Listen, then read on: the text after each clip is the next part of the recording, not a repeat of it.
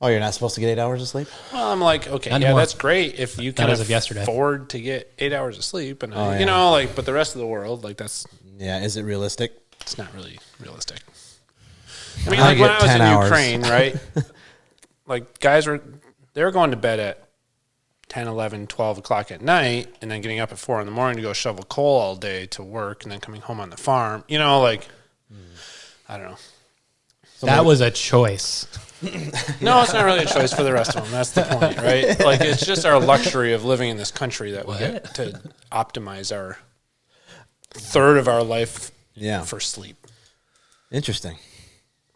But even optimizing in general is kind of like a rich man's activity. Yeah. Like you have to have time. You have to have equipment. You have to have access to information. That's something we take for granted. Yeah. Yeah, definitely. Money. And money. You really want to do it right.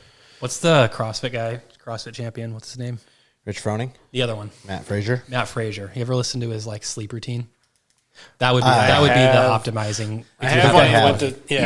How he Yeah. goes to sleep, and he has a Blackout curtain. Can you summarize it for us? Yeah, he has a special zone in his room, like temperature wise, where he can cool his room to like a perfect temperature for optimal sleeping. He has like motorized blackout window shades or whatever. He has this. He's got like all the stuff that money can buy to make his room be like he only sleeps in his room. He doesn't do anything else in his bedroom but sleep, because the brain knows like when it's time to settle down. If you're in a room where it's meant for sleep and sleep only, your brain can like adjust to that, and then your rest is better. So the coal miners in Ukraine don't have that? Apparently What? not. Apparently they don't have a dimming light that They don't have electricity. With a little star. You see the little projectors that have like stars on the ceiling. You know, because if you can get that light that just dims ever so slowly in your room, it boosts your melatonin production. What? That'd be crazy if it boosts your melanin production. Then you really can be whatever you want to be. Yeah, you could be. Oh, jeez. Anyway, yeah, and then there's wild. like, well, when you wake up, hit the grounding mat, and then the infrared sauna, and this and that. Oh, yeah. How much money and time do you have Your red light to therapy. spend your entire 16 hours a week time optimizing your health? Especially if you have kids and a family. Where? That's part of it that I talked to Nicole about, because with her health stuff that she's gone through a lot, it's like, okay, if she does this, that, and the other thing, like, okay, that's all great, but how much is that as an overall percentage of your health? Is it going to affect, right? Like if you do 20 different things, you take 15 different supplements, is it affecting 5% of your health? Like really overall, like, I don't know. It's interesting to think about, I guess, but nothing I know the answer to. So, like, what is the one thing that affects the biggest percentage of your health then? That is actually worth you doing. You got me. Sugar. I know, like, not eating sugar. Honestly, probably it is the food you eat. It really probably has a huge percentage of that. Are you following those hearings that are going on in Congress right now? They're trying to bring some of the food manufacturers to account for all of the ingredients in their food. They have like the two different kinds of Cheerios, like the ones in Canada, and they're kind of like bland, and they look great. And then the Fruit Loops from, the U.S. are like these vibrant colors that have all these neurotoxins and whatever else. Interesting. It's about time. Riel just said to me a couple nights ago that their food companies are changing the name of food dyes away from, like, Red Dye 40 would be called Amazing Red or something in the ingredients list, right. to sound more consumer friendly, stuff like that. Amazing Reds. Yeah, it's just like Congress is going to hold the FDA accountable. Yeah, it's not going to happen. It's the government that approved all of that. No, but like the more that you see these 3-letter organizations that are like the FDA and a whole bunch of others, I don't want to say because they're probably listening, but it's like I just lost all hope in you, and I have no trust whatsoever. Yeah, I think my brother Calder sent something like he said there's only like a few hundred ingredients ever up until like the 70s. And Europe still has the same amount. I think it's 400. And the U.S. and Europe had like 400, and now Europe still has 400. And we have like 14,000. Yeah, that sounds about right. Yeah. So I can't imagine why the chronic disease is so high in the U.S. No, it's all okay for you. It's great. It's all good. Go science. Yeah, go science. Love Huberman on Hill. Everyone's concerned about like being forced to eat like lab grown meat in the near future, as if like we haven't been eating lab grown food for the last 50 years anyway. Yeah. When you think about it that way. Yeah. How many of the ingredients in our food is lab grown stuff? Synthetic ingredients and whatnot. Yeah. And probably it probably served its purpose, right? So like, there really isn't that much hunger.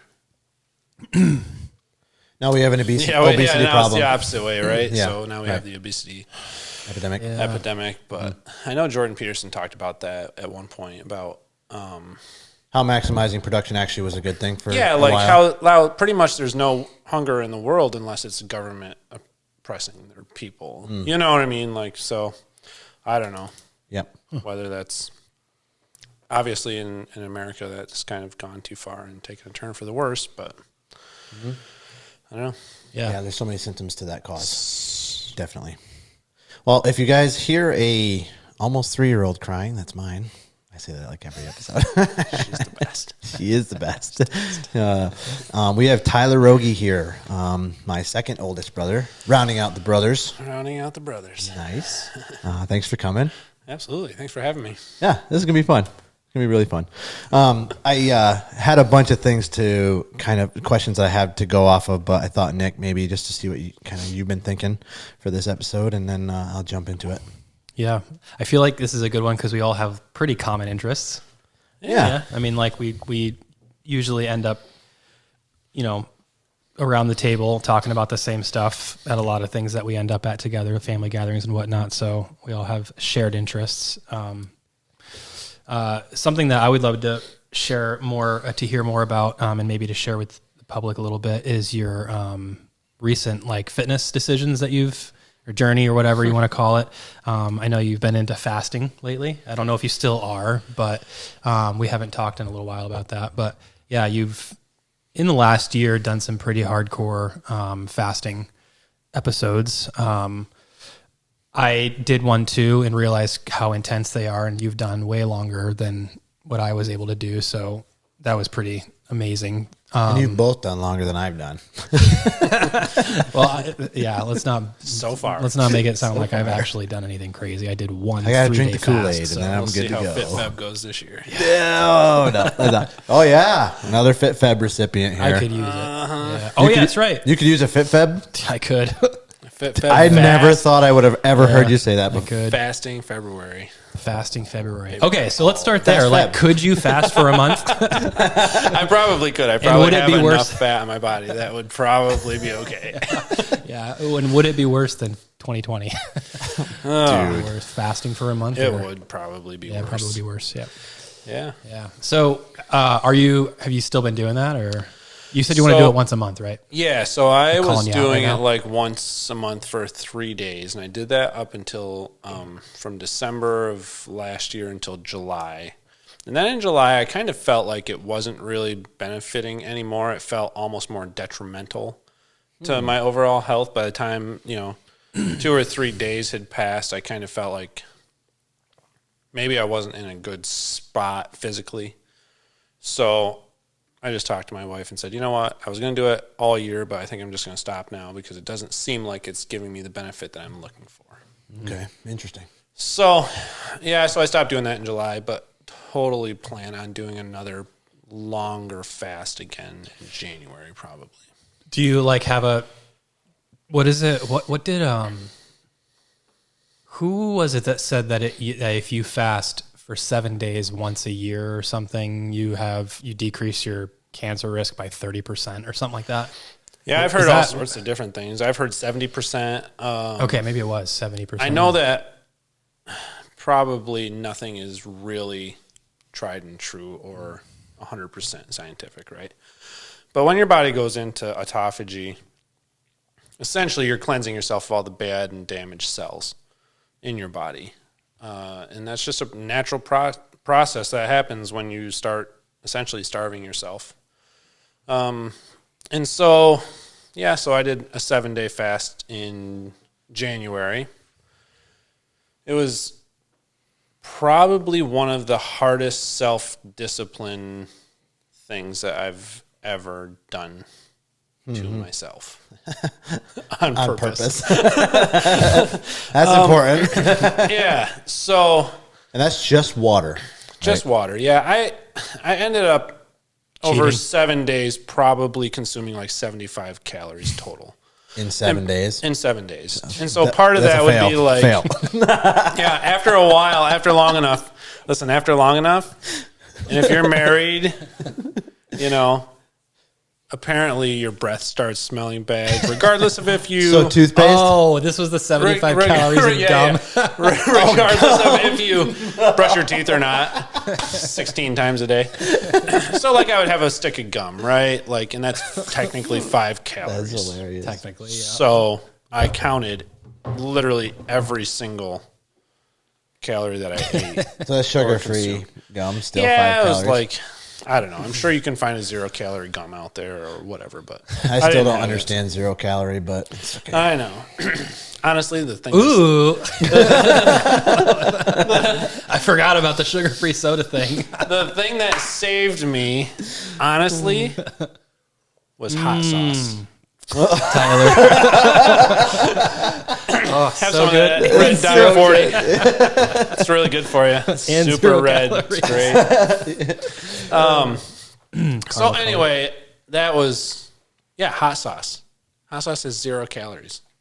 Okay. Like when my wife told me that, I'm like, oh my goodness. And so I started like just drinking a couple of drops of hot sauce just to kind of give me some taste throughout this thing. But something. yeah, it was really, really interesting. I started with a 3-day fast in December of last year just to kind of work my way up to it. And then after that, I was like, okay, I think I'm going to do this. And so it's really difficult because in our family, Sundays, like, we all go to mom and dad's and watch football and playoffs. Right on. So I had to decide, okay, I know I have to miss one of these weekends, but I don't want to miss 2. So I definitely don't want to start on a Sunday. Oh, yeah, smart. Or, you know. So you planned your fast around So one. I totally planned my fast based on the weekends, really. And honestly, so I started on a Thursday. And I actually started like a day and a half earlier than I was going to. So I just felt like, oh, okay, I'm ready to do this thing. Like mentally, I had prepared myself enough. So I started on a Thursday and made it through the first weekend. And, you know, I honestly, like, I probably went to the gym maybe twice throughout the thing just to kind of walk the treadmill and keep moving. But I definitely scheduled a lower pace week for myself because I knew I would be so calorie deficient that I would have probably no energy. So that's how I did it. I did it from a Thursday to a Thursday. Thursday at lunchtime when I was ready to break my fast, it was hilarious. My wife had a picture of me still, like when I got my... This is ridiculous. We went out to dinner. We went out to lunch at Jeb's, just the 2 of us, you know. Celebrate. Tell us what you got, Celebrate. And I Tyler. had like a perma smile, right? I'm like, oh my goodness, it's food. I cannot believe this food. But what was it, though? After Yeah, it 7 was days of no hilarious. eating, you chose to eat... A salad and a steak. Salad and a steak. Yep. Yeah, That's you went all That out. was it. You went nuts. Yeah. Like toward the end, were you like driving by like fields of cows and like just seeing steaks running across the field? No, not that bad. I had a goal, you know, and I seem to be a pretty goal-oriented type of person, so. Yeah, That does happen sometimes. Like I've experienced that a little bit too. Like not all the time, but like sometimes when you have a goal, and I don't know what makes it different than other goals, but sometimes you have a goal and like temptation, like then you're just not tempted throughout that process. That's happened to me too a few times, but like, Yeah, and honestly, I felt like I probably could have easily gone a few more days. yeah. It was really the first probably 2 or 3 days that were the worst, and it was like I was pretty mellow through the whole thing.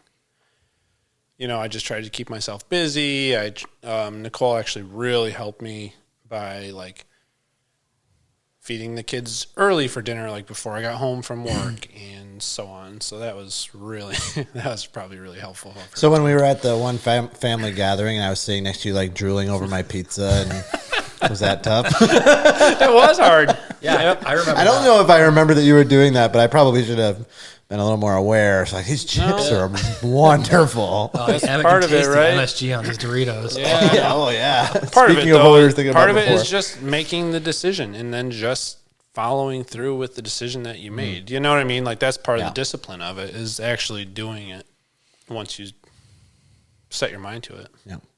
We probably should make a disclaimer that we're not doctors or scientists. That we don't know necessarily. Not. This is all proven stuff, but do your own research if you're going to try something like this. DYOR. Yeah, sure. Dior. DYOR. Do your own research. Yes. I've dabbled with the idea of it. I just don't know how practical with little kids it is, but like. Pretty serious, dude. 7 days? 7 days. Yeah, that's nuts. I did 3. Like, I don't know if it was before or after you did yours. Like, oh, I'll try that. And then it was horrible. Yeah, it was awful. I chose to do it over the weekend, though, which was a big mistake. Was your plan to do 7 or just to do 3? I think it was to just do 3. Okay. Yeah. That sounds right. Because I would have thought of you so weak right there. Yeah. You didn't even make it halfway. No, I remember being pretty in awe of, like, how you were able to like think, oh, I could do a 4th day, even just a 4th day. Like I was nowhere near. Right. You got to mentally prepare for the number of days that you're going to do. Cause I don't think you're at the point of like, well, you said that you thought about adding days. Yeah. Yeah. I think by the end of it, I probably could have pretty easily, like I was pretty much in a groove and my mind was made up. And it's funny because one of the guys that I had watched online that did a 7, on YouTube, did a 7-day fast, and he like in the middle of it maybe like drank some bone broth. So I was like, oh, like maybe I can do that. It's like pretty low in calorie, but it gives you some good nutrients. And so I made some bone broth, and I literally probably took like 1 sip, and I just thought it tasted so bad I threw it out.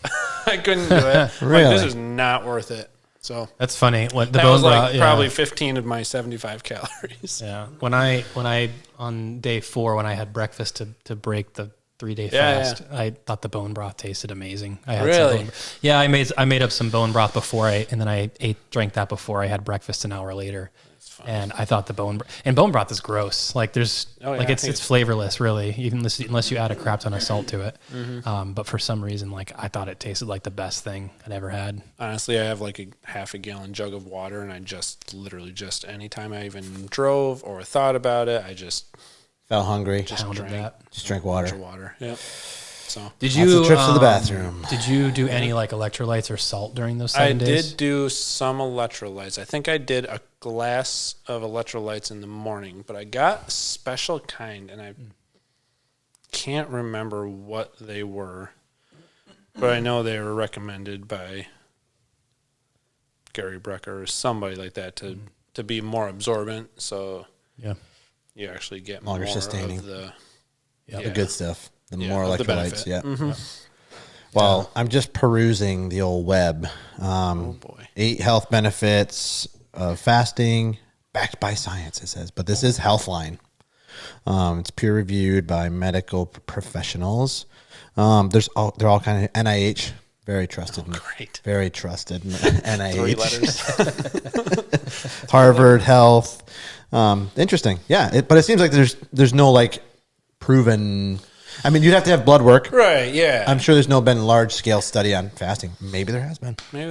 I think it's probably something that maybe is coming out. I don't know. It's hard to convince people to do things like that. Yes, but if they came out with a study big enough and said, if you fast for a week once in your life, then you have a 70% reduction in cancer-related illness, right. I'm doing it. That's exactly why I did it. Yeah. Yep. Is that okay? Yeah. So why are you going to do it once a year now? It's for that same benefit. Yeah, I think so. I think just for the self-discipline, make sure I can still tell my body what to do, and also just the benefit. Honestly, you don't really even realize how well your body functions until after a fast. You're like, oh my goodness, like everything works so much better. You feel so much better. What do you mean, like joint pain? Yeah, joint pain. So just another side note. I know I had gotten a message from Corwin and some of you guys about doing the Spartan run this last summer, and so this was last winter that I did this, and he was talking about leading up to it, training and whatnot. So Right. Yep. I said, honestly, I had right shoulder surgery 2 or 3 years ago. And what it was a bunch of inflammation and just from use and whatever. So I actually told him, listen, I don't think I can do it because I think I'm heading for another shoulder surgery on my left shoulder because I was starting to have really a lot of pain in my left shoulder, not to mention lack of strength. I couldn't do, dumbbell presses. I couldn't lift a piece of plywood or sheetrock up over my head, any of that stuff. That's kind of important in your line of work. Yeah. It was super frustrating. And I was like, I don't really want to go through another surgery. It's doctor's appointments and it's it's just inconvenient. And so another fascinating thing about fasting is that after several days, you actually your body starts producing stem cells again. Which naturally? Yeah, which maybe you can find in there. Regardless, after the 7-day fast, probably a few weeks, a month, or maybe a month or so later, I started realizing, like, hey, my left shoulder doesn't hurt anymore. It doesn't really bother me. So I started, like, trying to work it out a little bit. And it was a little bit cranky, probably, but honestly, sitting here now, this is like 10 months later, my left shoulder is completely fine, completely healed, 100%. I can do everything with my left shoulder that I can do with my right shoulder, whether it's dumbbell presses or work or whatever. I have absolutely no limitations whatsoever with it. So it looks like a lot of the research is mostly rats and mice studies. Yeah, that's fitting. MIT, though, does have a publication from 2018 study that says fasting can help intestinal stem cell regeneration at high rates. There's also something here from Columbia and from National Institute of Health, which, it's just the NIH, says the same thing. Fasting for stem cell rejuvenation increase. Doesn't say exact times, but yeah, so if I got into the study, right, and that might not be exactly what happened with my shoulder. It might have just been the bad and damaged cells and the inflammation that was in there that got cleared out from your body going into autophagy and getting rid of all that and using inflammation too must be massive because like a lot of stuff that we eat causes inflammation. Oh, it's unbelievable, especially with me. Especially with you? Yeah, like the more you like take notice of your body and put it through some different paces, you really notice how much food affects you. Like I do, at least. Like I can pretty much say, like, oh, if I go out for pizza and wings on Friday night, I'm going to wake up the next morning with stuffy nose and a headache. Yeah, right. Yeah. Pretty much is like how I like just lived. Like I'm like, okay, it'll be worth it. This tastes really good. Yeah. And Mouth also, pleasure. what's really interesting is if I would have a bowl of ice cream at night. I don't like that. What? I didn't like what you just said. Joe Rogan said that before. He'll eat pasta just for like mouth pleasure. No, that's what it is. Yeah. For your taste buds, Nick. So From food, okay? Jeez. 3 grown adults. I cannot wait to use that in every episode for the rest of the year. But I know, like, if I had a bowl of ice cream at night with the family or whatever, I would wake up the next morning and my joints and my fingers would be stiff. Yeah, interesting. And it's just how it was. Like, that was just... And, like, I never realized the correlation, right, until I started doing, like, some fasting and getting rid of some inflammation and, realizing, like, oh, yeah, like, Do the opposite. You feel the opposite. yeah. Yeah. So, really interesting. Were you also doing cold exposure during that time? Oh, probably. Like cold plunge, Yeah, ice bath? probably.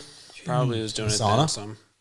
We have a sauna. I don't use sauna a ton. Sauna is kind of, all the studies coming out on sauna are kind of saying the same thing with cancer-related illness and even Alzheimer's, neurodegenerative diseases, and the effects that it has. But like, I think that the more studies come out, the more this becomes more proven science.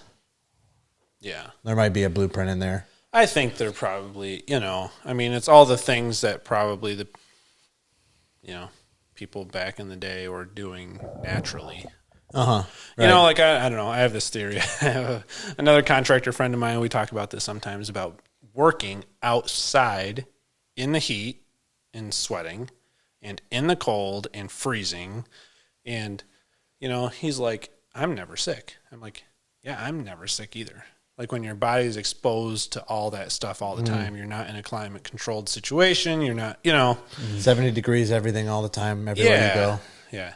You know, so it's like, I don't know. I'm sure that there is something definitely to being exposed to different elements to makes your body uncomfortable. I mean, More resilient, stronger. yeah, I always used to think like when I was working up on the wind towers, I always thought like, okay, as soon as my hands freeze so bad that they hurt warming up, then I'm good for the winter. Because my body would learn like, okay, I need to pump more blood to this guy's hands when it gets chilly because he's too dumb to wear gloves. Like, So were you able to control that? Like, in the first time I would, every single one, I still probably do it, get my hands so cold yeah. that when they're warming up, it hurts. Yeah, I mean, And I'm like sure as everybody's a, felt that, right? But yeah, like, I mean, like as a control variable. I mean, have you been able to like do that I've and never then tried it. and then just watch the temperatures throughout the rest of the year and be like, oh, my hands aren't as cold. I'm not doing anything different. I can work the whole rest of the winter with no gloves. Okay, It doesn't your bother body just acclimates that quick. You're like a superhero, dude. Adaptation, man, you evolve fast. me. Either that or too dumb to wear gloves. Probably that one. Probably my heated gloves. I don't like having cold hands. It's not. Yeah, we cold plunged a little while ago with Brielle for the first time. And Oh, really? Mine didn't count because I kept my hands out of the water. Yeah, you gotta. It You gotta. It is amazing. Did not complete. It's amazing the difference. You got DQ'd. Yeah, the only way that I can actually do it in like 40-degree water and not quit is if my hands don't hurt. If my hands are underwater and they're like, I feel like they're gonna fall off, I quit at like a minute. Yeah. I keep my hands out. Really? I can like, look at that, they hurt so bad. Yeah, they your hurt extremities. so bad. Yeah, That's your interesting. toes and your my- and your head and your In fingers. your ears. Yeah. Oh, yeah, Same it's thing with way my easier ears. if you keep your hands up by your nuddle. Yeah. Try to get that thermal barrier going. We'd have gone way longer in the creek that one time if we'd worn snow caps. Oh yeah, definitely. No, I was pretty much ready to jump And if out. I wasn't immediately. in there. And then if you didn't take away my whole entire ledge to get out, I actually stayed in there longer than I was supposed to. He did like 45 seconds. Okay, we're gonna lose feed in a second.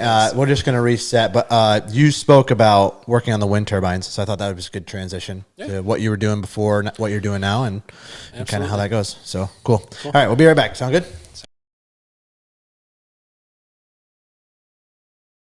All right, we are back. Tyler, I wanted to ask you a little bit about your first big job, let's say, out of high school era. Didn't go to college. No. What? Yeah. And that will conclude the podcast for today. Yeah, so didn't go to college. And then what was the next? What did you do next? So for a little while, I had a job working in a cabinet shop. I did that for a little bit. Then I worked some construction on Fort Drum, and then I spent a winter building pole barns on Tug Hill, which was brilliant. That sounds so fun. Yeah. That sounds miserable. Talk about your cold hand story again. I actually went away and lived in Toronto for 4 months the spring of 2005. You're I dating went to a yourself. school up there, and when I got back, I wasn't really sure what I was going to do. I had some different options, but one option would have been long term, like steady job, like good job. That would have been, good enough. And then there was another option to work for a crane company that was actually building a wind turbine site in our town.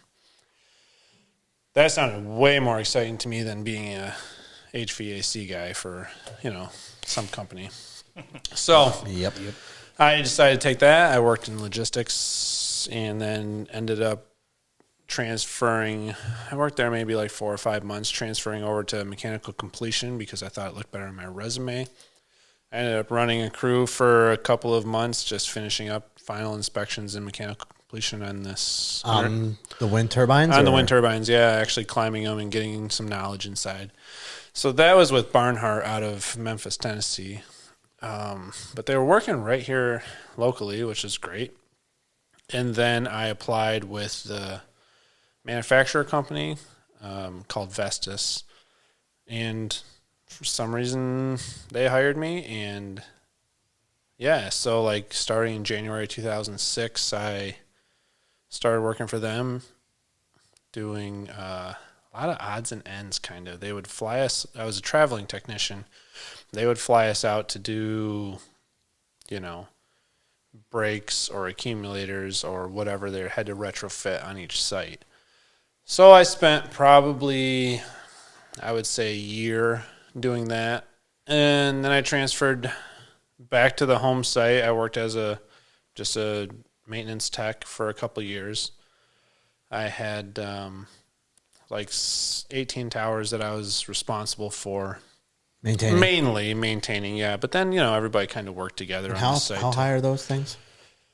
I want to say that they're like 265 feet here at our site locally. They're getting a lot bigger now.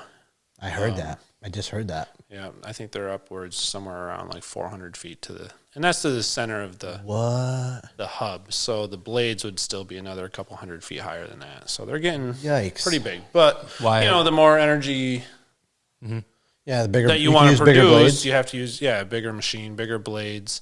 Yeah. You harness more wind, and you can also use less wind if you're a little bit higher. It's a little bit more kill more birds. So. Oh, jeez. They had bird counters out there. It's hilarious. They would just like activists. Is that true? Or environmentalists? Yeah. I don't know. As though I don't know. It probably had something to do with New York State regulation. They had to go and see how many birds were getting killed by these things. I feel like if the dumb birds die, just needs more smarter birds. I can't, is it true that, is that a myth or is it true? I have no idea. What birds are flying into windmills? Should I Jamie it right now? The lady that kind of ran that department was a little bit of a, probably an activist. But the other people that were working that department seemed pretty cool. So, man, hard to get some unbiased American Bird Conservancy says. Oh man! Talk about optimizing your time. Right? Yeah. Everybody really wants to know. Gosh, unbelievable, right? Nothing to worry about. Oh my goodness! Yeah, so that was really interesting. I mean, I spent almost 7 years working for Vestas, and in those 7 years, I think I have 5 different positions where I never applied for any, but when I was home working as a maintenance tech here at the site, there was actually somebody that came and was going to do audits on our services. And I was really excited. Hey, I volunteered. I would love you to go and, audit one of my services to see how we're doing, how we're stacking up, etc. I had a great partner at the time, named Rich Beam. And I don't know, him and I got along well. We seemed to flow really well. We did, I thought we did a really good job. So anyway, the guy went up one of our towers and did the audit, and I was there with him. And by the end of the day, he actually offered me a position to become one of these traveling auditors to go around to different sites. Interesting. Yeah, so one thing kind of led to another. It was really... So because you were doing such a good job with what you were doing? Yeah, I think so, probably. And, I was pretty young, and I was single at the time, so it wasn't a huge deal for me to take another traveling position. So at that point... I did that for probably about a year. I went to a bunch of different states, actually even Canada a few times, and did a bunch of, auditing of services and stuff, and ended up coming out of that with a bunch of information about best practices, efficiencies. I had a notebook full of just different things that I saw that were either good or bad. And ended up writing a training program. So it wasn't technically probably formatted that way, but I was then approached by the technical training department to come work for them and give service instruction. Yep. Essentially. And a lot of times I went to new sites, startup sites. I spent a lot of time in California doing startup stuff with the technical instructing team. It was really kind of difficult because I was very versed in a lot of different platforms. So it wasn't just like one style of turbine we have, because maybe we bought Negmicon, which is one company, or maybe, you know, and they're always evolving, and every computer system is different, and every mechanical system is different. It's just very different. It's very versed. So I was trained on like V66s, V72s, V82s, V90s, and then V112s. So I had like, yeah, and so I had like probably 7 or 8 different classes that I was actually authorized to teach. So they could kind of send me where they needed to send me. Essentially, I was one of 2 traveling instructors. All the rest of the instructors were based out of Portland, Oregon. So, and I also went out to Portland a lot. I was there probably every couple months for a week, either for a class for myself or to teach a class. They had a pretty cool facility out there with, you know, a lot of testing equipment and stuff like that. So it's pretty neat. Sounds like you could jump back into it. Yeah, something you still know. It's probably evolved a lot since then. Oh, I can't even imagine. Yeah. So this was well, for one, they don't sell any turbines here without elevators in it, so that would have been nice. Really? Yeah. They always used to in Europe, but then finally they started putting elevators in them here. Yeah, because that's a lot of ladder rungs. Oh, it's unreal. One every My arm's burning. So, yeah, we used to have competitions so you could go all the way to the top and the fastest and all that nonsense. Yeah. So, because Because why not? Because you're men. Yeah, you wanted to see how fast you could fix that turbine and get back out of there when you're That's on what call. you like to see. You know, with... You know, these things are hundreds and hundreds of feet tall. You want to see people see how fast they can do things, because what could go wrong? You know what I mean? Now I'm sure if I got to the first platform, I'd be like, "Oh my goodness!" Yeah, like, I quit. These things. So yeah, so that was super interesting. I ended up working there for like 2.5 years, probably. And the interesting part to that whole thing was I was literally in a different state every week. Whoa. So rack up some miles. Yeah, I was flying 70, 80,000 miles a year, plus whatever I could drive to that was close enough here in the Northeast. A lot of them in Canada and stuff. But essentially, I've been to all but 4 states. I've gone to every state on I-90, but never driven it. I've been to every state on I-35 and never driven it. So I've done a lot of flying into cities and driving out into little tiny towns like Ainsworth, Nebraska, with, you know, 50,000 cows and 1,200 people. Nice. Yeah, I once went to Chambersburg, Pennsylvania for training in police work. Ever heard of it? No. It's like an hour southwest of Every Gettysburg. single little teeny tiny town that has a wind turbine in it, I've probably been there. So that was really interesting. There was one period of time that was pretty interesting. I was in Kansas for a week. I was home for a week. I went over to Denmark for a week. I came back home for a week. Denmark, the country. The country Denmark. Okay. Yep. That's where our company is based out of. Pretty windy there. Vestas is? Must be. Yeah, that's Think where I went Vestas is made of. Yeah, or from. Okay. Then back home for a week, and then California for a week, and from California up to Oregon for, a week. Like, that was just kind of my... And that's how we got to see Kobe play. That's how we got to see Kobe play, yep. I know. I spent a lot of time in California up in the Mojave Desert, so... That's where I was born. Nice. Oh, really? So you may have seen Kobe, but I was born in the Mojave Desert. Congratulations. Yeah. Have you seen desert tortoises lately? The driest place on earth. Didn't you know? Okay, so then you're basically moving to the different positions, and then what happened? Yeah, so throughout that whole thing, I got in touch with my wife, who was living in Seattle, with her sister and brother-in-law. They were also out there.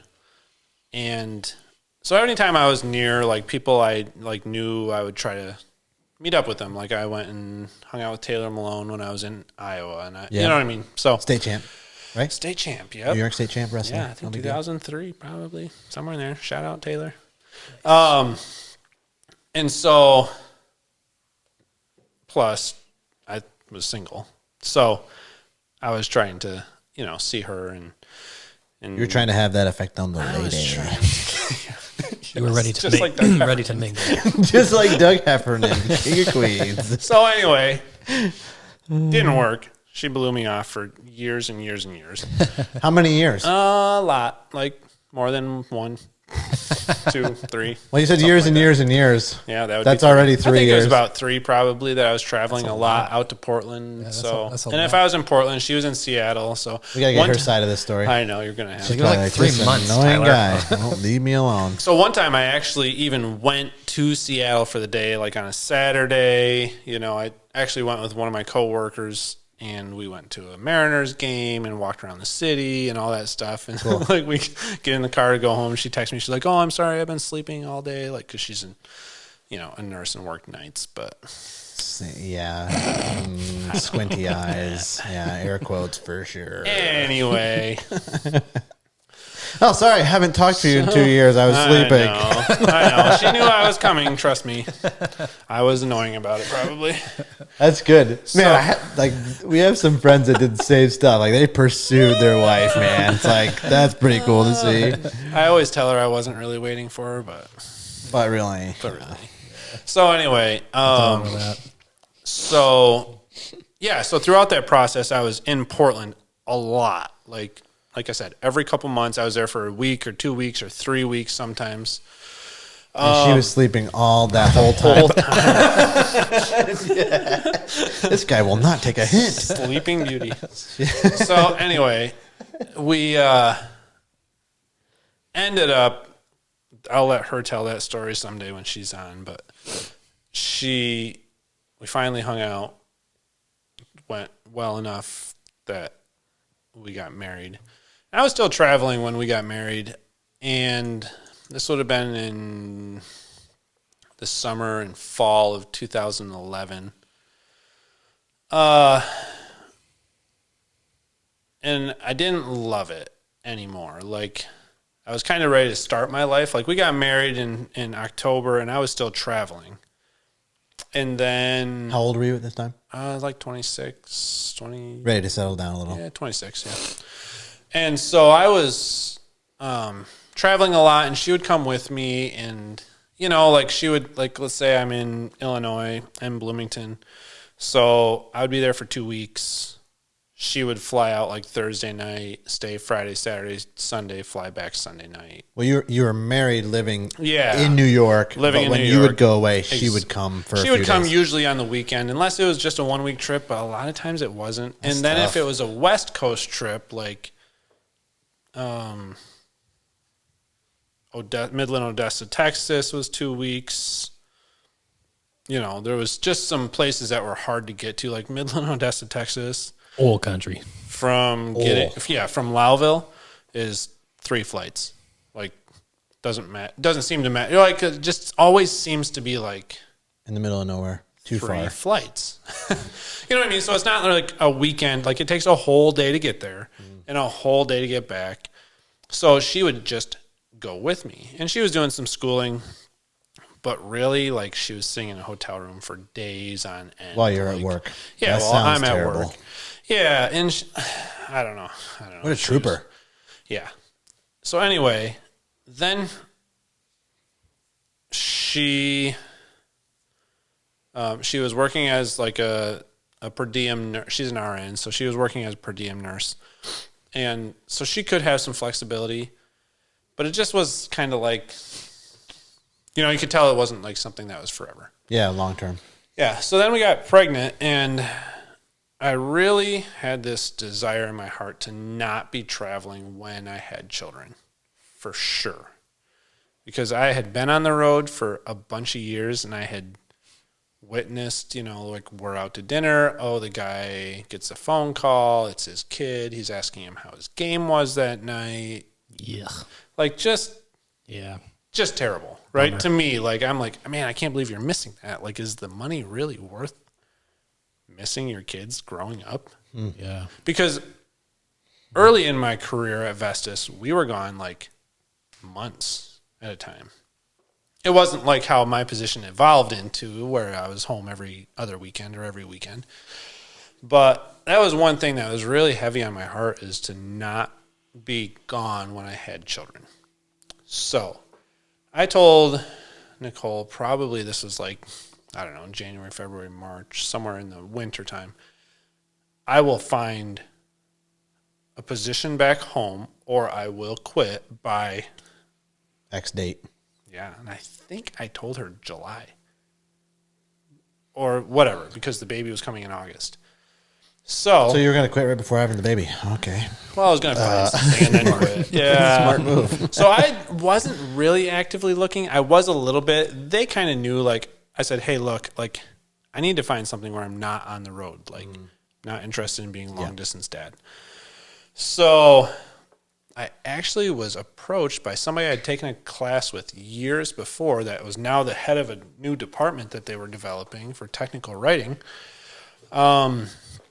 And she sent me an email and said, hey, like, we have this position opening up. We're going to open up 3 positions for technical writer. It's like 25% travel instead of 75% travel. It's out on Monday, back on Friday. I was like, okay, that's like a good compromise. It's, out on Monday. To fly out right. out of town. So I was like, okay, I don't know anything about technical writing, but I've done all these other 4 or 5 jobs with this company, you know. Figure it out. I figure, after about 6 months, I can pretty much do whatever job that they're going to give me. That's pretty rare, you know that? Yeah. I do feel like that myself a little bit. Yeah. I know a lot of people around, but like to adapt to a new position and then learn how to be really good at that position really fast takes somebody in very high levels of conscientiousness. Yeah. Like I'm going to learn it and I'm going to be the best at it. Right. IQ. Must be smart. I don't know. Wicked smart. I don't think so. Anyway, so I took the position, brand new position, and I was like, you know, look, I'm sure that it'll be a pay cut. Like, it's not as much traveling, blah, blah, blah. So they did a performance review, and they did a, I guess I don't know what it would be called, but to see where my pay should be based on my experience and based on this position. Ended up actually getting a pay raise to stay home more and work from home when I was home, which I had some office space up at the site if I wanted it, but literally I could, you know, work from my kitchen countertop if I wanted to. So that was pretty awesome. So I started doing that. I actually remember my first day was on Tyson's birthday, which is April 16th. Yes. Yeah, that was my first day. April 16th. Not fast enough. There's no level of editing I can do to make that the same. And then when I started that, it seemed to be going fine. It was very difficult for me because I hate all of the instruction manuals to anything. Like, I'm a guy. Yeah, you figure out how to put that together with just just show me some pictures and I'm good to go. Oh, yeah. And, YouTube. You didn't have YouTube as much then. Just look at the windmill behind you as you're like, it spins that way. YouTube guys spinning one. Like Lego projects, right? You just put this piece here and you put that piece there. Yes. So, what are directions? So anyway, that was April 16th. I worked that job for like 2 months and a week. And one morning I got a notification that I was invited to a meeting with my boss and some other person that I had no idea who it was. And they called me that morning on my birthday, June 23rd. June 23rd. Attaboy. To notify me that they were making cuts and they were cutting the position. And because I had so much qualifications and I was probably making the most money in the department, doing the same job as everybody else, I was the one that got cut, along with 2,500 other people worldwide in the company. So they cut back like 10% of their workforce. They said, you know, listen, you can apply with any other position in the company if you'd like. It's nothing that you did wrong or anything. This is just mandatory layoffs and your number is up. So it was interesting because as I was going through the process of decoupling with the HR lady, she was like, wow, you've been here for 7 years? That's like 25 years with a normal company. because of the attrition is so high with this company. Interesting. It's unbelievable. It's very competitive. Did you know that ahead of time? Yeah, people were in and out all the time. Like, to stick with one company when the other company is paying, way more money to do the same job or whatever. Just a lot of turnover. Serious competition. Yep. And then there's always these little startup companies that are, doing little niche things here and there. But so that was it. It left a terrible taste in my mouth. I realized all the work that I've done for you for the last 7 years didn't mean anything. All the things that I built, the relationships I had built, the work you had done, the work development, I had done, the development, the fact that I thought I gave really good insight, to our VPs and so on when I was working more directly with them, but it was my time, and unfortunately they offered me a position and 2 months later cut it. So that was a little bit frustrating. Especially just having a newborn baby. Yeah, so here I was. This was the end of June, and we had a baby coming in 2 months at the end of August. So then it becomes what do I do? It was stressful. It took me probably about a month to where I could actually sleep decent at night again. It was hard. I don't know why it was so hard, I guess. Looking back, maybe I wasn't confident enough that I was going to be able to provide for my family, and you know what I mean? So, yeah. I do. So that was really hard. But, everything worked out. Looking back at it, everything was okay. We never missed a meal. We made some serious cutbacks. We did a seriously tight budget. We, just had to grind through it. Yeah, but when you're in it in the moment, it's... Yeah, when I was in the moment, I was like, oh my goodness. Like the world's ending. It's fine. I remember we were at a softball game. Or somewhere else. I don't know where we were. Maybe there was a chicken barbecue that weekend or something, and I was over going through the line or something. I remember seeing Uncle Kurt there, and he's like, oh, I heard you got laid off. He's like, good. That's going to be the best thing that ever happened to you. I was like, yeah, boy, I hope you're right. Yeah, because it doesn't feel like it. Because it didn't feel like it at all. No, it felt like a kind of a punch in the stomach, okay, I have all these ideas and all these plans. We were also doing some investing on the side. We were flipping some houses. We had just bought a house that we were going to, work on and flip. And while you were living in it, right?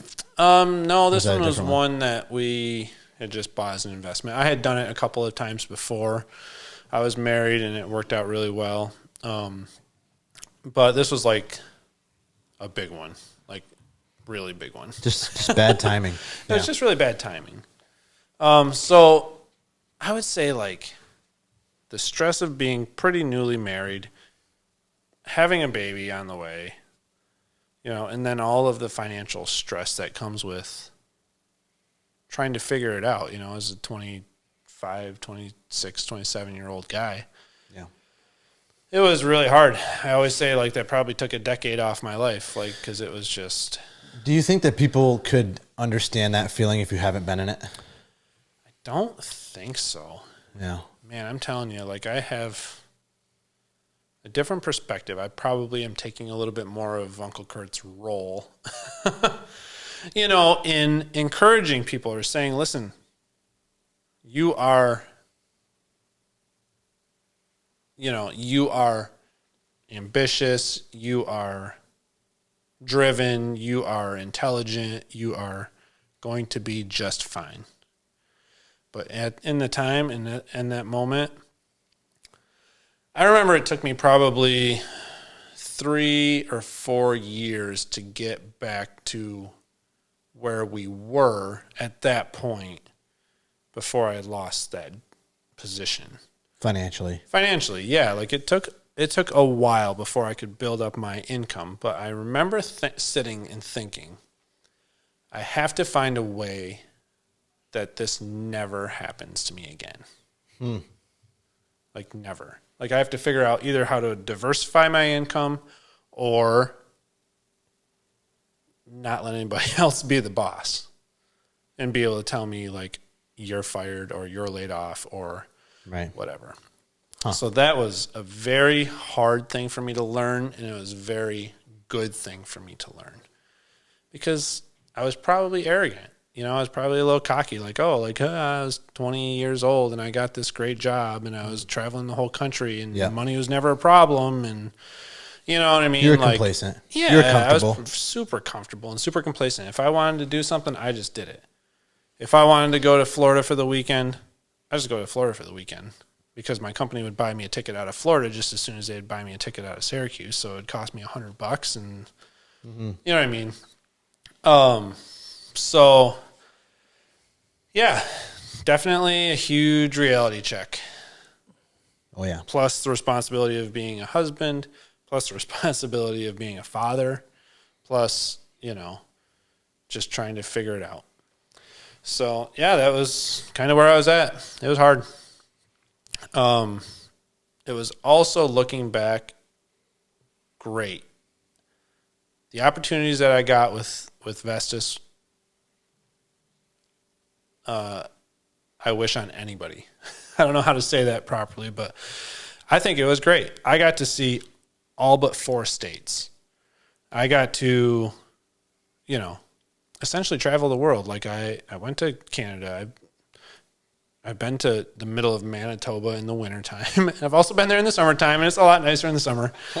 I've been to Moncton, New Brunswick. I've been to Denmark. I've been, a lot of places I never, ever would have gotten to go. And experiences like being in Los Angeles, getting to see Kobe Bryant play basketball.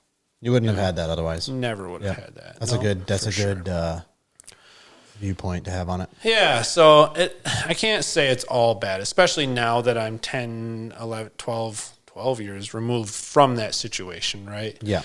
But yeah, I've just really changed my perspective on, okay, I need to figure out how to never be in this position again. That's interesting. So yeah, I would like to, these cameras just conked out, so we'll just reset those real quick again. But I want to dive into that a little bit deeper because I think that's interesting. Yeah, absolutely. Right, Yes. all right, we'll be right back. And we're back. Who was the guest that came on and said that to us? Like they No, like as soon as I clicked it, line. he was like, and we're back. I was like, you listen to the show. That's my line. That's my line. That's funny. That's the only thing I do here. Okay, before the break, you were talking about accepting a new position, baby on the way, investment properties starting to happen. Laid off. Yep. World comes to a standstill real quick. Yep. And some advice that you got from our uncle Kurt, who was our guest on episode 6. Was it 5. really? I don't know. No, somewhere in it's there. probably One like of the 12. first ones. Don't fact check him. Anyway, No idea. and he told you this is going to be the best thing that ever happened to you. Yeah. In the moment, did you just want to like smack him? I didn't believe him, that's for sure. Right. I was like, listen, like, you don't understand. I was making really good money and now I'm making nothing. And we're living on what we were paying in taxes every month. So like, if you think about what you pay in taxes every month and, so. Right. Anyway. Yeah, super hard time. And what I realized was what Dave Ramsey says, there's a good place to go when you're broke, and that's to work. So I actually got a little bit of help from my parents that, allowed me to use one of their credit lines and finish the house that I was working on. And then from there, there was a bunch of houses in town at the time that we were able to, listen, either God worked it out or something. Nicole and I would always say, okay, this is what we're comfortable doing.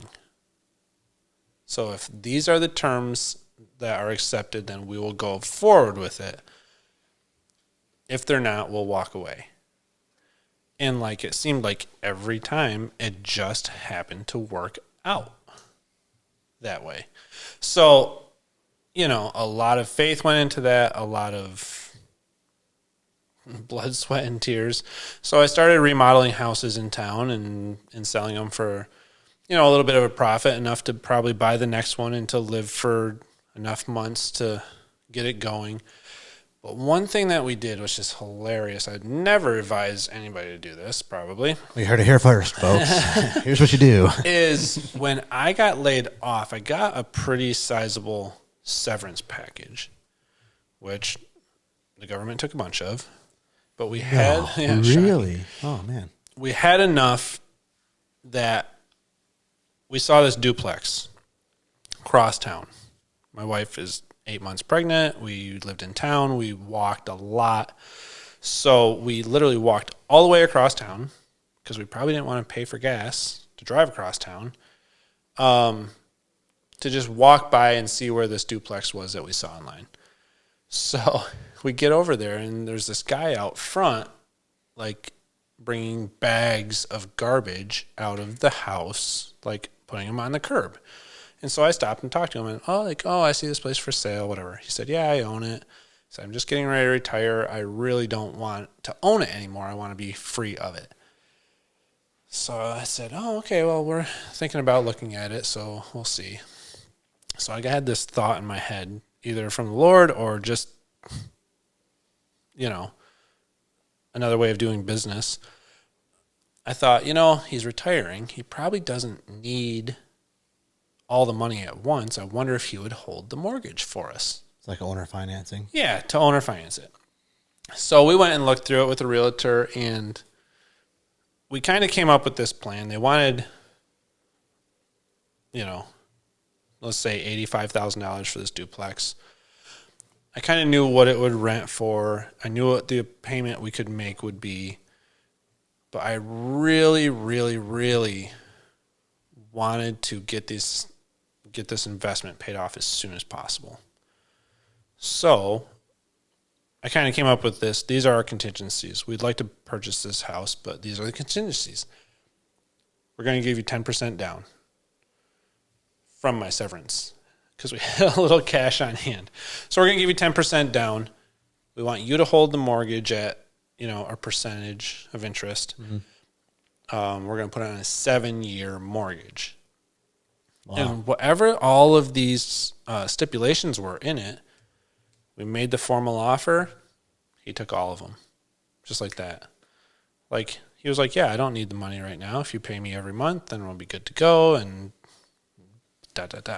So anyway, that was our first, investment property. And in 7 years, he makes a certain percentage higher than maybe what he would have. Yeah, he actually. So we actually offered him $10,000 less than what he was asking, but then he would make that up in so interest, really, yep.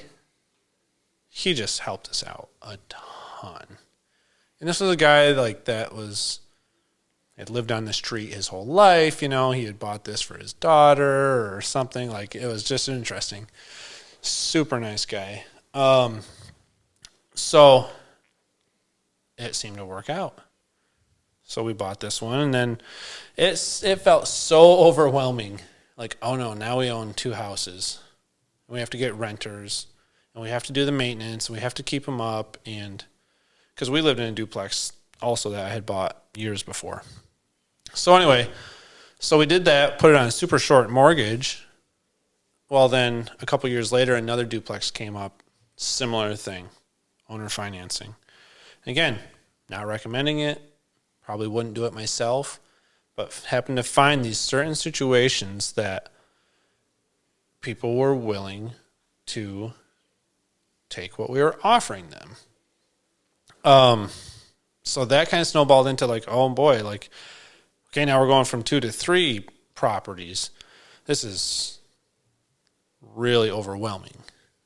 Okay. So we did that a few times. Now I was still flipping houses, buying and selling, and starting to get back on my feet.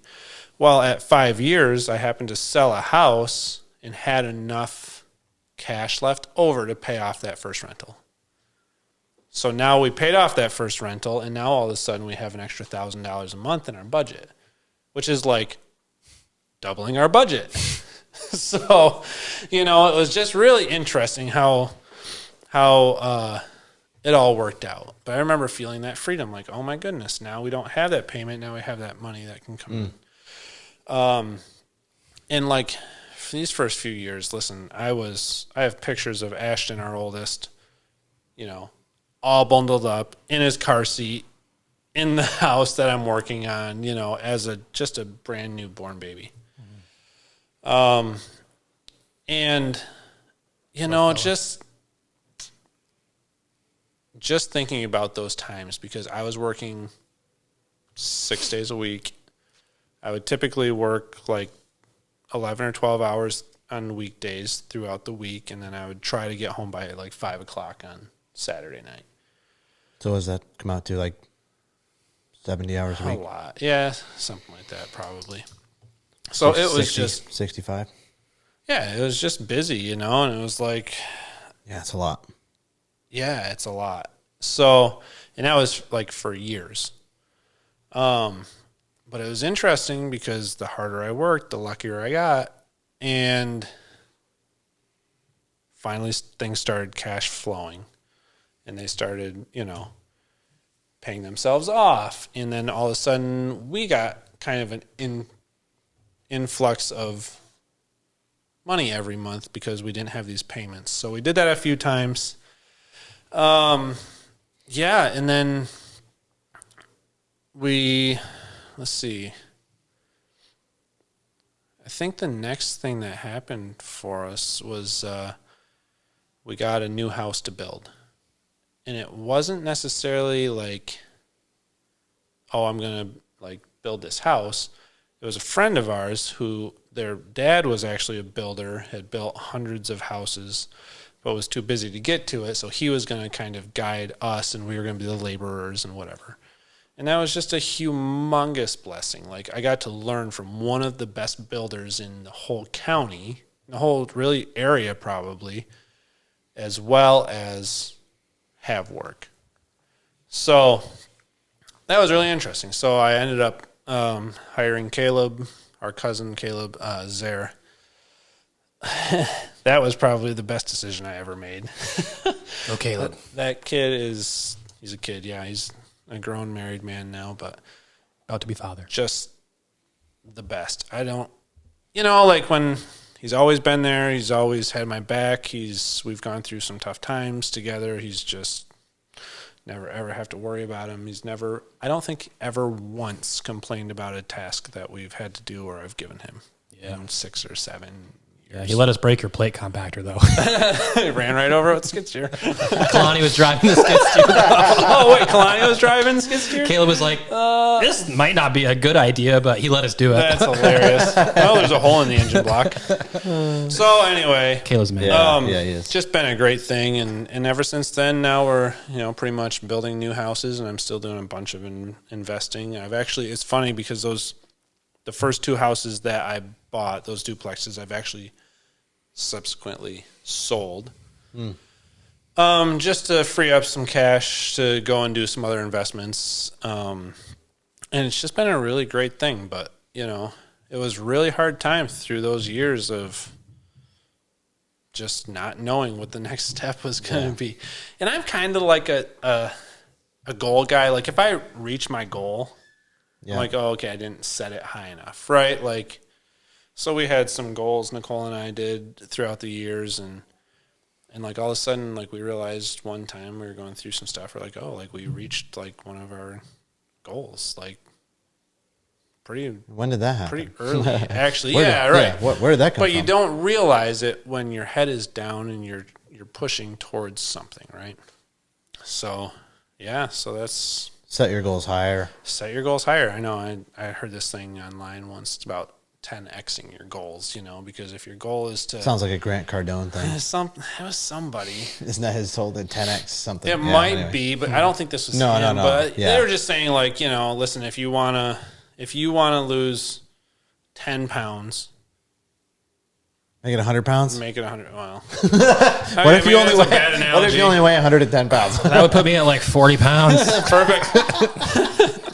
But if you want to... Let's say you want to own 5 rental properties, right? Yeah. Really, your goal should be 50. Because if you miss your goal by 10%, you still have, 45 rentals, which is better than 5. You know, so anyway, that's just kind of... Is it because of just like a perspective and what you're working towards? Is that what the biggest difference is? I think the kind of the gist of it was just that they were saying like, oh, it's okay to set a goal, but if you achieve your goals too fast or Start too adjusting your easy, goals. Yeah. well, the then you finish have line. to adjust the finish line, right? So, Yeah. and we're kind of in that situation now. So we met some of these goals, and then it's like, oh, okay, like What's next? financially we're doing pretty well. You know, like we have vehicles that run. That's a plus. I remember being on my way to a financial peace course that I was teaching and running out of gas on the way there because the car we could afford, the gas gauge apparently only went down to half and then stopped. Dave Ramsey would be proud. You'd be so proud. He'd be like, that's what And I'm my talking about. father-in-law came and bailed us out, and my brother Tyson like showed up and like was like teaching the class for us as we showed up a half an hour late.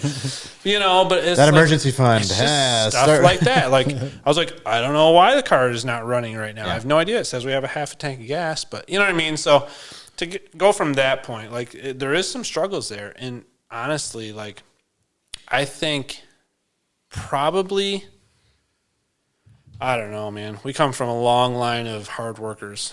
So I don't know if it's just instilled in me. I know it's something that I'm trying to instill into my boys. I've got 3 boys now, and it's like, man, if they can be anything, I'd like them to be hardworking and have, you know, ambition. I don't know if that's something that's taught or if it's caught or if it's, you know, but In your DNA. yeah, I mean, you know, our grandpa and our dad, and Yeah. I'm sure our great grandparents, and you know, your dad, I know, Workers. is a hard worker, and Yeah. you know, I think that's just really probably something that's passed down more so than it is anything else. But, Yeah. Well, you grow up and you're seeing it too. It's like, Yeah. I want my kids to see me struggle. I Yeah. want them seeing me do hard things. absolutely It instills that in them for and sure. so now it's to the point where you start seeing some of these investments, and you start thinking like, oh my goodness, I was so worried about that first investment. You know, but it really does. You have to go through that growth period to the point where you are ready for the opportunities that are going to come to you. You know, and I think going through it with, you know, keeping your head up, that's one thing that's really hard for me is I would look around and I would see other people that were like doing the same thing as me, and I would get jealous, or I would, you know, and it's just petty. Like it's, I don't know, it just doesn't seem like it's worth it to spend any kind of emotional time or any of that stuff on all of these situations that you could be using for growth. And that's been a huge shift in my mentality, I know, over the past couple years of instead of being jealous, trying to collaborate or trying to push other people, you know, because, you know, a rising tide lifts all boats. And so I think at this point, really, the more we can, you know, encourage others and try to get them to a higher place or a higher calling, the better off we'll be. Right on. So, Yep. yeah. So, I mean, that's kind of where I am with that whole thing. It was really interesting. I had a lot of learning to do throughout that whole process.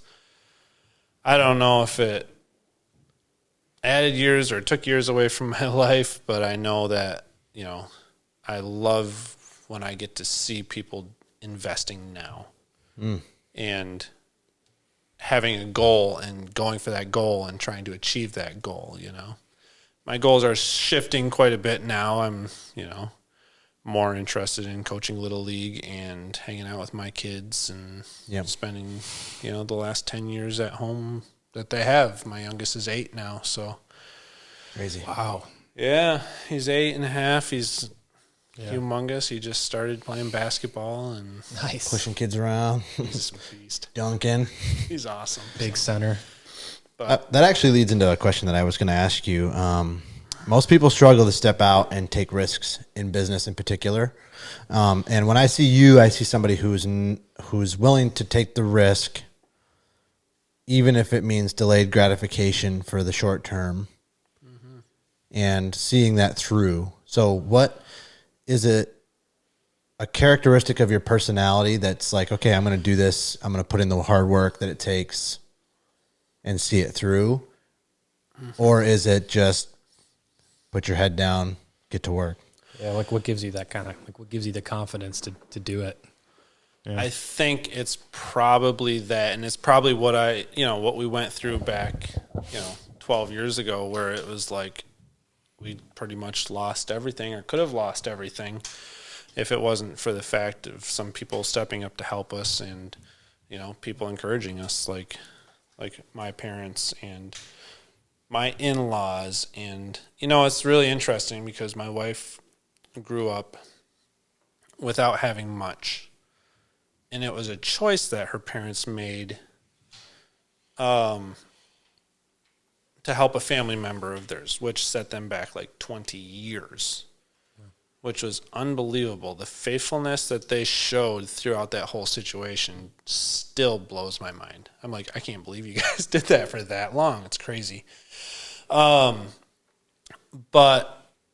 I think her support, she never, ever said a word about finances, about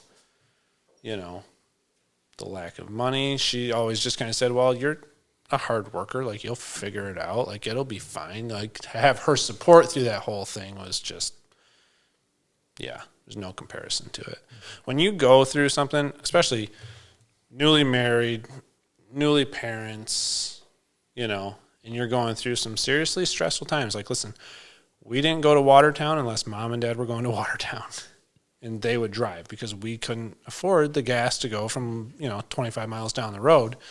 It was just, it was crazy stressful. Crazy. So, but she never wavered. She never she never faulted me. She never, she was just support, which is just huge in my mind. So to have people like that around you is just so important. People that don't care about the job you have. They just love you anyway. They don't care about what car you drive. They just love you anyway. It was really helpful. I guess I'd probably sidestep that question a little bit, but No, well, I think a support system is huge. Definitely. yeah, the support system is huge. What is they talk about the biggest thing that a wife or could even be for her husband is just support for him to reach the stars, or so they can get there together. Yeah, for sure. And that definitely goes both ways. And so part of the great part of it is like when you go through something like that, you start realizing, actually, I think it was Kurt Heisey that said, do you know how much money a good idea makes you? The answer is none. Mm-hmm. Without action, your ideas don't do anything. So I'm a dreamer. I'm a thinker. I like to think like, oh, what could we do this? And it absolutely paralyzed my wife for the first few years because she was like, are you insane? Like, because every day it was like something different. Yeah. And it was hilarious. It definitely overwhelmed her for sure. She talks about that all the time. Like, oh my goodness, I didn't realize it. She realizes now, like, okay, out of all the ideas that I have, I'm probably really only going to probably go ahead with a couple, right? But without action, there's no point in entertaining a dream if you're not going to pursue it. Did you have dreams like that when you were with Vestas and you were working on wind turbines? Did you have dreams for anything bigger? A little bit. I mean, I was doing some investing already when I was with Vestas, but not as like building a portfolio or having, passive income or diversifying multiple stuff lanes like of income. Sure. Exactly. And I think probably losing that main lane of income was a huge wake up call to me to say, okay, this has got to work. And so then what happened was, it was funny because right when COVID hit and everything started shutting down. So this was like 8 years into building this company, is your real estate portfolio. My portfolio probably. And I realized oh no, like, we're going to be just fine. We're not overextended. We don't have too much debt. We have done a good job getting our passive income up. I have the skills and the ability to go and make an income if I have to, if our livelihood tends to dry up, right? Like, I remember COVID coming in and everybody freaking out and the world falling apart and nobody really knowing. Like, I remember having conversations with people like, well, if I can't work for 2 weeks, like, I'm going to have to start missing payments. Like, I had these conversations, and I remember going home to Nicole one night and our 4 little tiny kids, and we live out in the woods, away from everything, and I just remember thinking, like, we're going to be okay. Like, this is why we did what we did. And I remember Nicole saying to me, now I get it. You know, like, now I understand why you were so intense for so long so that I would never be in that situation again. And it was just like a realization, like, one, either the faithfulness of God bringing me through all of that so that in that season I could relax and ride my 4-wheelers around the property with my kids. And I just remember that whole season was just fantastic. I loved it. We rode our 4-wheelers. We hung out together as a family. I was like, this is the greatest ever. You know, we missed a year of Little League. That stunk. We missed a lot of things. There was a lot of freedom taken away for that period of time. But I also remember just thinking, like, this is really great. We don't have to worry about finances that much. You know, we don't have to worry about,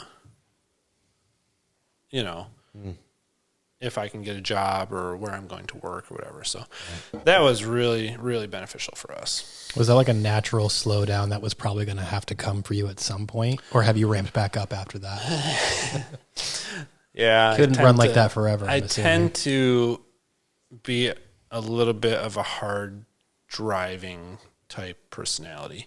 I also don't like require a ton of sleep. I seem to have pretty decent energy. I mean, there's a lot of nights by 6, 7 o'clock at night I'm just done and I want to sit down and veg for a while. I think it was good for me, but I also think that I'm just shifting perspective now. Probably the older I get. Actually, it's not the older I get. It's the older that my kids get. I realize, okay, my oldest is 12. I have 12, 11, 9, and 8. And I'm starting to realize, okay, my 8-year-old is going to be 18 in 10 years. I've had kids for more than 10 years. Like, fast. It is. It's fast. And everybody says it's fast. And guess what? They're right. And so my perspective now is, again, back to my business of building homes for people. Thank God I have Caleb. Because you know what? I can leave at 3 o'clock. Don't even have to worry about him. I can not show up for a week. Don't have to worry about him. I know he's got it under control. So that's been really nice. And that's really come on probably like in the last year or so where I feel like I can kind of step back. Because like when Little League is pretty intense around here. So when it comes to Little League time, like I'm leaving at like 2:30 because we practice from 4 to 5:30 a lot of times so that people can still have their evenings. And it's like, he's like, yep, have fun. That's awesome. It's just awesome. So have the right whatever people. he needs, he's going to listen to this and he's going to come back with a big pay raise request. Well, he deserves it. From the horse's mouth. Yeah.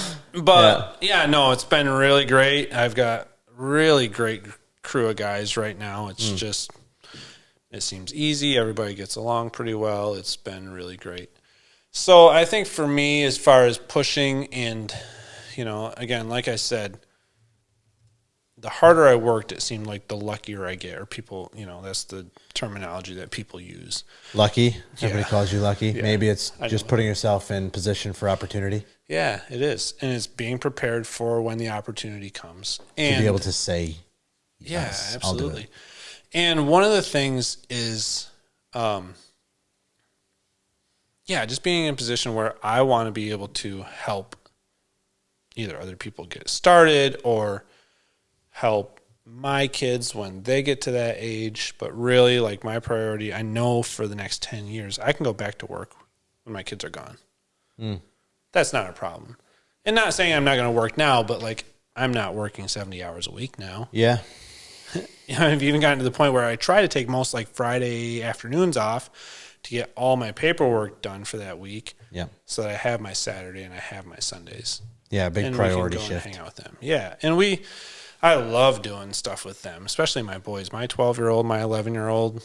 Those two boys. I mean, we have done a couple of trips the last couple of years. So my oldest boy is super into like NASCAR for some reason. No idea why.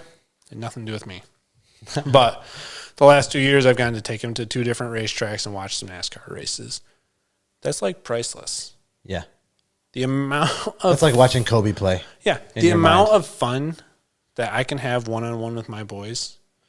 And then this year with my younger boy, he's pretty big into baseball, and we got to go down and watch the Little League World Series for a day.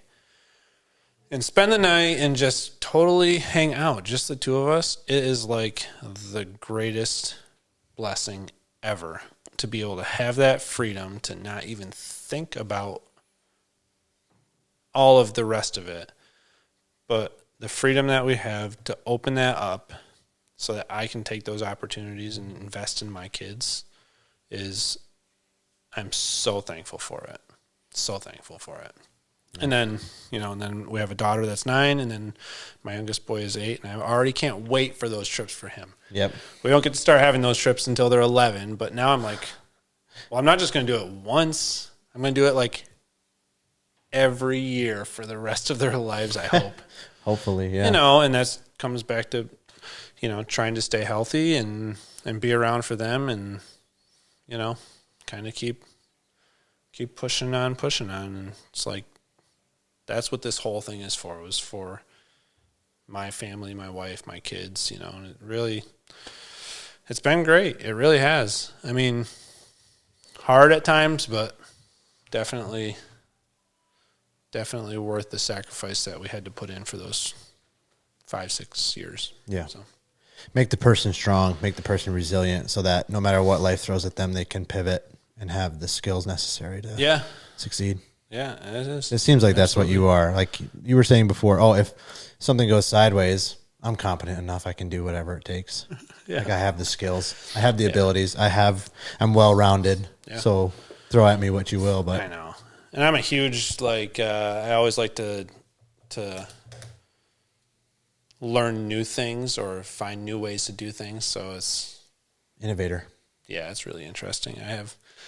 I've sent a few things to our engineers, and they're like, "Oh yeah, that'll work." And then they draw up the plans. The next time I see the plans, they have my ideas in them. It's kind of, hey, I know, it's kind of cool. Yeah, I'm just waiting for Austin to get old enough to be an engineer because he can be whatever he wants to be. But he loves that. Yeah, I told him, I said, "You can build houses if you want, like Dad does, but you're gonna be an engineer first, so you can draw my plans." It's so hard to find an engineer. Yeah, but no. Awesome. I think practical skills and doing things with integrity.